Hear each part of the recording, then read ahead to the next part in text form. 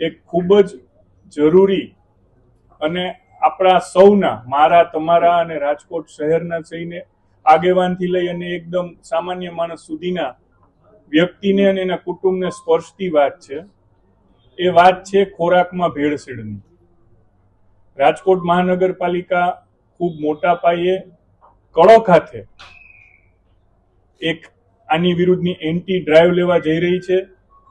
ગુજરાત સરકારના મુખ્યમંત્રી Shri Bhupendrabhai Patel, deputy chief minister Shri Harshbhai Sanghavi અને આરોગ્ય મંત્રી શ્રી પ્રફુલભાઈ પાનસેરિયા સહિતની સૌની ઈચ્છા છે કે ખોરાકમાં ભેળસેળ ગમે તે કારણોસર થઈ રહી હોય પણ કડક હાથે અટકાવવી જોઈએ.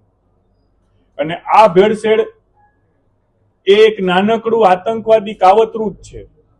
વેપારીઓ સમજણમાં કે અણસમજણમાં ક્યાંક પોતાના વધારે નફા માટે દરેક કુટુંબના નાના બાળકથી લઈ અને અત્યંત વૃદ્ધ પરિવારના વ્યક્તિ સુધીનું મારા તમારા સૌ ઉપર આ એટેક છે. અને આને રાજકોટ મ્યુનિસિપલ કોર્પોરેશને ખૂબ ગંભીરતાથી લીધો છે. અને હવે ભેળસેળને અટકાવવા માટે, નશ્યત કરવા માટે આખું વર્ષ ડ્રાઈવ ચલાવવાના છીએ. એવું નથી કે 15 દિવસ 1 મહિનો ડ્રાઈવ ચાલશે. અમારો આરોગ્ય વિભાગ અને એને સંબંધિત જે કોઈ વિભાગ છે આના ઉપર ખૂબ કડક એક્શન લેવા જઈ રહ્યા છે. સીધો જ સ્થળ ઉપર દંડથી લઈ અને સીલ સુધીની બધી કાર્યવાહીઓ થશે. અને આપ સૌના માધ્યમથી જે લોકો જાણતા અજાણતા ભેળસેળ કરી રહ્યા છે આ લોકોને એક સ્પષ્ટ ચેતવણી અને સાથોસાથ વિનંતી આ બંને દઈ રહ્યો છું કે આપ આ ભેળસેળ અટકાવો. આ એક અત્યંત ખરાબ ટ્રેન્ડ છે. એમના પોતાના બાળકો પણ ક્યાંક બહાર ખાતા હશે ને આવું ખાતા હશે તો એમના માટે પણ ઘાતક છે. એટલા માટે સૌ લોકોના હિતનો, જાહેર સ્વાસ્થ્યનો વિચાર કરી અને આને તાત્કાલિક અટકાવે. અને નહીં અટકે તો તંત્ર ખૂબ કડક હાથે જે કાયદાકીય મર્યાદા છે એમાં કાર્ય કરશે.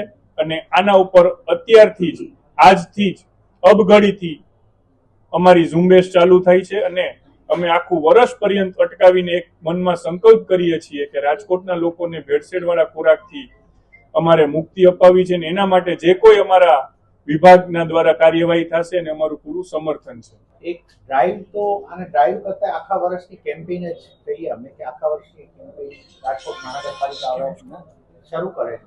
આપણા જેટલા ખાણીપીણીના જેટલા આઉટલેટ્સ છે, રેસ્ટોરન્ટ, હોટલ્સથી લઈને અમારા હોકર ઝોનથી લઈને નાનું મોટું જ્યાં પણ, એમાં આખું વર્ષ અત્યારે અમે 8 ટીમો તો બનાવી દીધી છે સાથે રાખીને. હવે એને પણ અમે આગળ એનહાન્સ કરતા જઈશું. પણ ખૂબ સઘન કાર્યવાહી આ બાબતમાં અમે લેવા જઈ રહ્યા છીએ. એની અંદરથી અમને મળેલા તમામ દંડના પાવર્સ થી લઈ અને આપ બધું જાણો છો, અમે ઘણા કેસીસમાં કરતા હોય છે, દંડ પણ કરતા હોય છે, સીલ પણ કરતા હોય છે. આ પ્રકારના આકરા પગલાઓ પણ લેવાનું આયોજન છે. અમે ફરીથી અમે તમામને અપીલ કરીએ છીએ કે ફૂડની સેફટી એ માણસના બેઝિક વસ્તુ છે કે જે અમને એવું લાગે છે કે કોર્પોરેશન તરીકે અમારી પ્રાયોરિટીમાં આવવું જોઈએ. તો એને અમે આ પ્રાયોરિટીમાં લીધું છે. તો બધાનો આમાં અમે સહકારની અપેક્ષા રાખીએ છીએ. ફરીથી અમે કહીએ છીએ 1 વર્ષ આખું આ કેમ્પેઇન ચાલશે. અમારી હાલ પ્રાયોગિક ધોરણે અમે 8 ટીમ કરી છે, હજી અમે વધારીશું. અને આની અંદર જેટલું વધારે ટેસ્ટિંગ ને બધું કરી શકાય એમાં પણ અમે જઈશું. બટ એડલ્ટ્રેશન જે ફૂડની અંદર જે ભેળસેળ છે એ કોઈ પણ વસ્તુઓને અમે ચલાવી નહીં.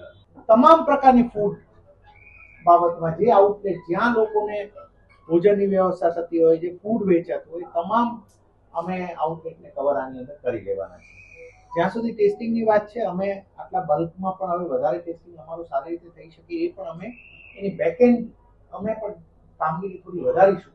અને આ બાબતમાં હું આપને એ પણ જણાવું કે રાજકોટ કોર્પોરેશન પોતાની ફૂડ લેબ પણ હવે ટેસ્ટિંગ લેબ પણ શરૂ કરવા માટેની કરી રહી છે. પણ એની વેઇટમાં અમે આને ડિલે નહીં કરીએ. અમે એની માટે ચાલુ જ કરીશું અત્યારથી.